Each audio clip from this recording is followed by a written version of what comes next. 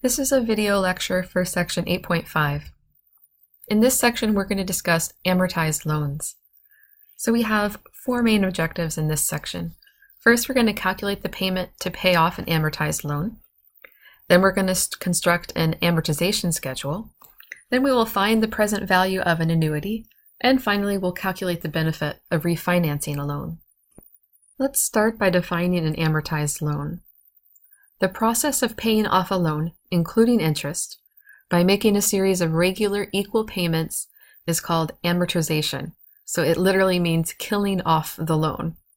And such a loan is called an amortized loan. An example of an amortized loan would be a home mortgage. When you take out a mortgage to purchase a home, you will then make regular equal payments for usually 15 or 30 years until you've paid off the entire loan, including interest. At the end of that time, you're considered the home owner. Let's take a look at the formula for finding the payment on an amortized loan. It's a bit daunting. It's a large equation, but we'll break it apart and see where each side of that equation comes from in just a minute. So first, let's just make sure we know what each of these letters stand for. So assume that we borrow an amount P, which we will repay by taking out an amortized loan. We will then make M periodic payments per year for N total payments, and the annual interest is lowercase r. Then we can find the payment that we're going to have to make each month by solving for r in the equation. So we'll just take this equation and solve for r, and that's going to be our monthly payment. And what I want to show you is that each side of this equation is something that we're already familiar with. Suppose we've taken out a loan that we're going to pay off over the course of 4 years. Then you can see that the left-hand side of that equation is just the banker's point of view. So the banker computes the debt that we would have at the end of 4 years using the compound interest formula. And that's what that left-hand side of the equation is. It's just the compound interest formula. From the lender's point of view, we would want to know how much money we would need to have at the end of 4 years to pay off that debt. So that would be a sinking fund, right? And so this is the formula that we have on the right-hand side. It's the future value of an annuity to pay off the debt at the end of the time period. So when we make those two ideas equal to each other, then we get our equation for an amortized loan. And again, what we solve for depends on what we're asked to find. So if we're asked to find the regular payments, then we'll solve for R. If, on the other hand, we're asked to find the amount that we need to borrow, then we would solve for P. And we'll see examples of both of these as we go forward. Let's go now to example 1, where we will see an example of solving for the payment on an amortized loan. That's solving for R. Now let's try an example where determining the payment on an amortized loan. Assume that you have taken out an amortized loan for $10,000 to buy a new car. The yearly interest rate is 18%, and you have agreed to pay off the loan in 4 years. What is your monthly payment? Be sure to review the problem-solving strategy, Be Systematic, if you need to, as it will be very important to take careful steps when simplifying each side of the formula for finding the payments on an amortized loan. We will use the formula we were just given for finding the payments on an amortized loan. The values of the variables in this equation are P equals 10,000, N equals 12 months times 4 years, which equals 48 months. Lowercase r over m is equal to the annual rate over the number of payments per year, so we have 18% over 12, which is equal to 0.015. Substituting these values into the equation, we must solve for capital R. We have 10,000 times the quantity, 1 plus 0.015 to the power 48, is equal to capital R times the following quantity. In the numerator, we have the quantity 1 plus 0.015 to the power 48 minus 1, and in the denominator, we have 0.015. If we calculate the numerical expressions on both sides of this equation, as we did in previous sections, we get 20,434.78289 is equal to capital R times 69.56521,929. Isolating capital R gives us 20,434.78289 over 69.56521,929, which is approximately 293.75. Working through that formula requires quite a bit of organization. So here's a chance for you to try it for yourself. Pause the video here and repeat the example you just saw, but find what the payment would be if we paid off the loan in 5 years. Work this out for yourself and then unpause the video to see a solution. Here's the 3 values we'll need to plug into our formula. And we get the following. And so this simplifies. We get the following, and of course we've left several decimal places past what we're going to need. And then we just divide both sides by 96.214 in order to solve for R. And we get that R is 253.9342. And now we see that because the number after the 3 is less than 5, we would normally round down. But when we're finding the loan payment, we're going to round up to the nearest cent. That way we can make sure the loan payment isn't short. And so we see that our monthly payment would be $253.94. Let's go now to example 2, where we'll see an amortization schedule. This shows us how our monthly payments affect the principal of the loan and how it pays off over time. The Cullen family wishes to borrow $200,000 to finance a new summer house. They have obtained a 30-year mortgage at an annual rate of 6%, which has a monthly payment of $1,199.10. Construct an amortization schedule for the first 3 payments on this loan. We will start with the first payment. At the end of the first month, the Cullens have borrowed $200,000 for 1 month at a monthly interest rate of 6% over 12, which we write as 0.005. So, from the simple interest formula, the interest they owe is $200,000 times 0.005 times 1, which is equal to $1,000. The monthly payment is $1,199.10. So $1,199.10 minus $1,000 is equal to $199.10 is applied toward the principal. The balance is now $200,000 minus $199.10, which is equal to $199,800.90. We will follow the same process for the second payment. The interest for the second month is $199,800.90 times 0.005 times 1 equals $999. So $1,199.10 minus $999 equals $200.10 goes toward the principal. The balance is now $199,800.90 minus $200.10, which is equal to $199,600.80. The table shows the schedule for the first 3 months. We see that for month 3, the interest paid was $998, the amount paid on the principal was $201.10, and the new balance is $199,399.70.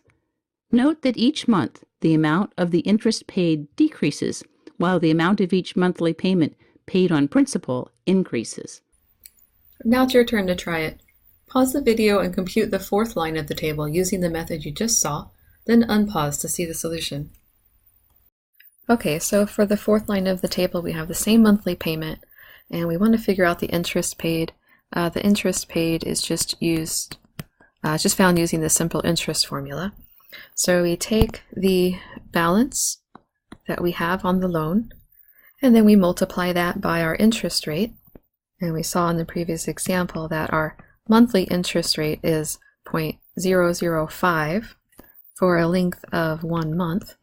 If you prefer to think in years, you can think of this as 6%, an annual interest rate for a length of 1/12 of a year, and you'll get the same value either way, so whichever you prefer. But either way, we get an interest paid of $997. And then since we paid $1,199, when we subtract the interest paid, the remaining amount is what's paid to principal, and we see that that is $202.10. And then the balance remaining is simply the previous balance, which is here, minus what was paid to principal. And that is $199,197.60. And as we continue down the amortization schedule, we'll see that the interest paid will decrease and the paid on principal will increase. But at the beginning of a mortgage repayment plan, almost all of the payment goes to goes to interest, not principal. Indeed, you can see that out of the $4,800 that you've paid on this loan, only 800 of it has gone to principal. The remaining 4,000 has gone to interest. As we mentioned previously, we can use the same formula to solve for P, which is the present value or the loan amount that we're able to take, instead of solving for the payment amount, R. Let's go now to the next example where we'll see this used to help us determine how much of a loan we can afford. Let's use what we have learned to determine the price you can afford for a car. If you can afford to spend $200 each month on car payments, and the bank offers you a 4-year car loan with an annual rate of 12%, what is the present value of this annuity? To solve this problem, we can use the formula just discussed for finding payments on an amortized loan. We know capital R equals 200, lowercase r over m equals 1% equals 0.01, and n equals 48 months. If we substitute these values for the variables in the equation, we get P times the quantity 1 plus 0.01 to the power 48 is equal to 200 times the following quantity. In the numerator, we have the quantity 1 plus 0.01 to the power 48 minus 1, and in the denominator we have 0.01. Calculating the numerical expressions on both sides of the equation gives us P times 1.61226078 is equal to 12,244.52155.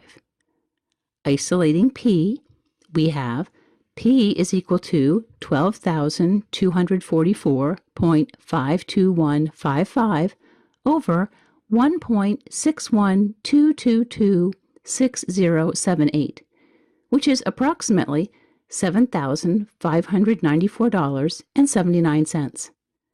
You may find this answer surprising, but the mathematics of this problem are clear.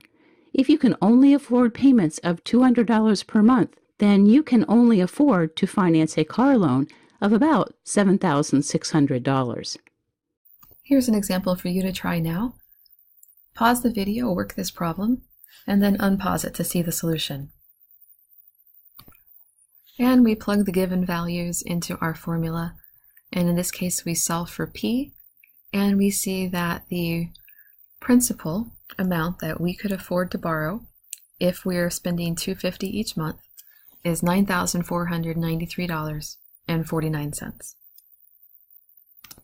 Let's go now to example 4, where we can use this formula to determine how refinancing a student loan would affect the loan terms. In the last example, we will look at refinancing a student loan. Suppose that you have $20,000 remaining on your student loan with an annual interest rate of 10%. You wish to pay off the loan in 10 years. Assume that you can refinance your loan at 4%. A. What are your monthly payments on the original loan? We are given a table that lists the payments on a $1,000 loan for 3, 4, 10, 20, or 30 years on a loan with an annual interest rate of 4, 5, 6, 8, 10, or 12%. Using the table, we see that the monthly payments on a 10-year loan for $1,000 at an annual interest rate of 10% are $13.22. So the monthly payments for a $20,000 loan are 20 times $13.22, which equals $264.40.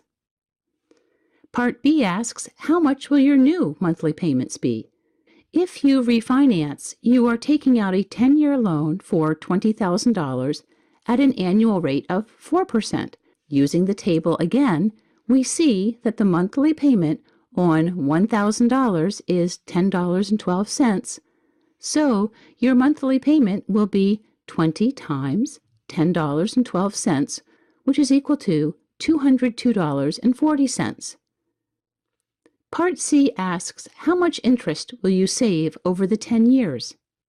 If you continue making payments according to the original loan at $264.40 for 10 years, or 120 months, you will pay a total of 120 times $264.40, which equals $31,728. If instead you make payments of $202.40 for 10 years, your total will be 120 times $202.40, which is equal to $24,288. The difference, $31,728 minus $24,288 equals $7,440, is the amount that you will save on interest by refinancing. And finally, in this section, let's consider the closing costs of a home. Purchasing a home includes certain one-time expenses that you'll have to pay at the time you finalize or close the loan. For example, you will often have to pay a down payment that's usually between 5 and 20% of the purchase price. And you will likely have to pay what's called points. A point is 1% of the mortgage amount, and it's a fee that's paid to the lender. It's assessed in addition to the interest that you'll be paying on the loan. Let's look now at a typical example of closing costs of buying a home. Suppose you buy a house for $200,000, and your lender requires a 20% down payment and 2 points or 2% of the mortgage amount at closing. Other closing costs are $4,076. Let's figure out what the deposit required will be, what the mortgage amount will be, what you will pay in points, and what the total amount you must pay at closing will be. Okay, the deposit required is 20% down, and so 20% of $200,000, we could multiply that out or we can just figure it out. 10% would be $20,000, so 20% is going to be $40,000. So that's the deposit required. And then the mortgage amount is what's left to pay for the house. You've already paid $40,000, so the mortgage amount is going to be $200,000 minus the $40,000 you already paid, and that's $160,000.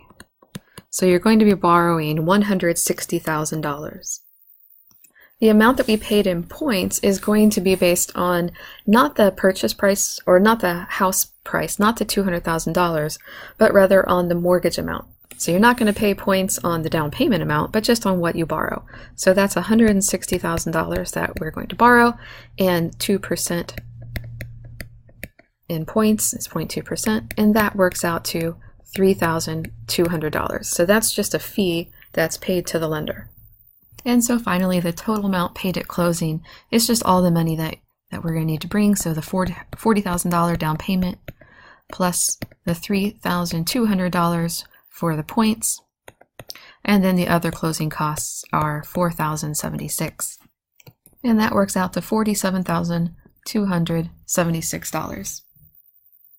And finally, let me show you a tool that's available on the internet to explore mortgages more fully. This is an example of a mortgage calculator. So you can put in a mortgage amount, just as we had in that last example. We had a mortgage amount of $160,000, that amount there. And I put a term of 30 years for now, with an interest rate of 5%, just like we had in the problem. And that's a little high for current interest rates.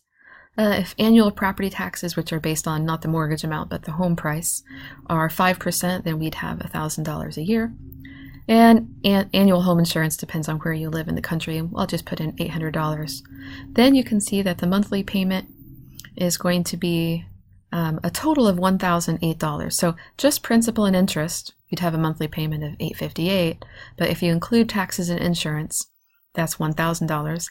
And if you do not put 20% down on your home, you often have to carry what's called mortgage insurance, which is an extra payment of anywhere from $50 to $300 a month that gets added to your mortgage payment.